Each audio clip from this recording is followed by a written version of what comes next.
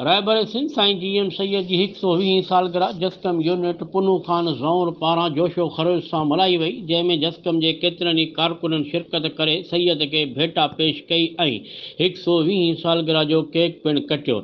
इन मौक़े ते जसकम जे तालका सदर बरकत जलबाणी, मोजन ज़ौर, कुर्बान बंभ, मोहम्मद सचल मल्ला, सागर ज़ौर ऐं जीएम ज़ौर अलॻि अलॻि ॻाल्हाईंदे चयो त साईं जीएम सैयद पारां धरती ऐं क़ौम लाइ कयल जिदोजहद जा खोड़ सारा पासा सचाईअ जी दलील आहिनि। इहो ई सबबु हो जो मुल्क जी अदालतुनि ऐं हुकुमराननि में जुरत पैदा न थी जो सैयद खे इंसाफ़ जे कटहरे में आणे खाइण पुछाणू कनि, जंहिंजो सबबु इहो हो जो सैयद हक़ ते हो, जंहिंजो हुकुमराननि वटि को जवाबु न हो। इन करे सॼी उमिरि साईं जीएम सैयद खे नज़रबंदि रखियो वियो। हिननि वधीक चयो त 17 जनवरी ते सन में थींदड़ साईं जीएमसीअ जी सालगिरह में भरपूर शिरकत कई वेंदी।